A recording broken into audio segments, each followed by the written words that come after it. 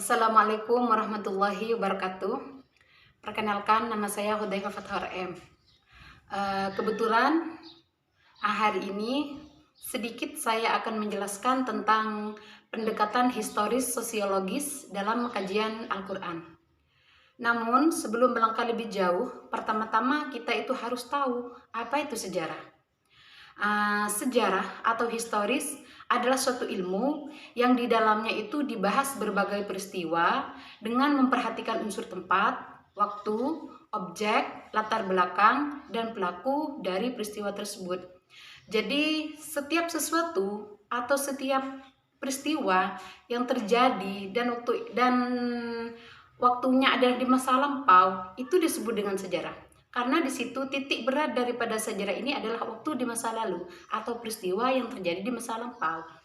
Sementara sosiologis adalah ilmu yang membahas tentang berbagai aspek dalam masyarakat serta pengaruhnya bagi kehidupan manusia. Sosiologi ini adalah sebuah ilmu yang dimana dalam ilmu itu ada keterkaitan antara makhluk yang satu dengan makhluk yang lain atau antara individu yang satu dengan individu yang lain. Banyak aspek dalam ilmu sosiologi, diantaranya ada stratifikasi sosial, terus ada pola organisasi, terus proses sosial, seperti itu. Namun terlepas dari itu, kita sekarang ini akan membahas bagaimana pendekatan historis Al-Quran. Seperti yang kita tahu ya, bahwa Al-Quran itu adalah wahyu Allah yang diturunkan kepada malaikat Jibril, kemudian disampaikan kepada Nabi Muhammad secara mutawatir, artinya berangsur-angsur. Al-Quran itu diturunkan tidak sekaligus, tetapi melalui tahapan-tahapan dan proses. Nah, yang kita tahu bahwa Al-Quran itu diturunkan ketika ada peristiwa.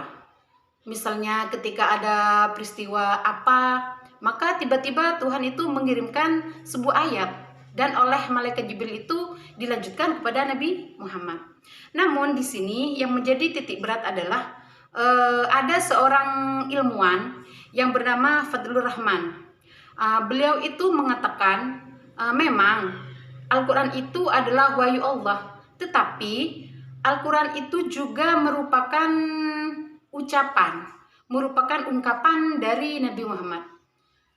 Kenapa dia bilang seperti itu? Karena berdasarkan pada suatu ayat.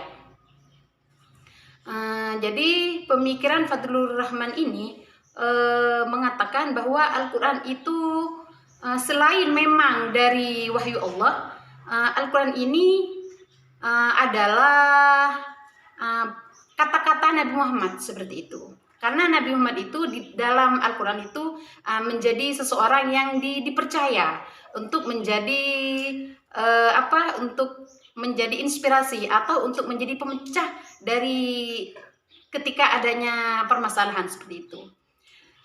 Ya, mungkin hanya sedikit dari saya, wallahu a'lam, karena saya juga manusia mempunyai keterbatasan dalam pengetahuan. Akhirnya, wassalamualaikum warahmatullahi wabarakatuh.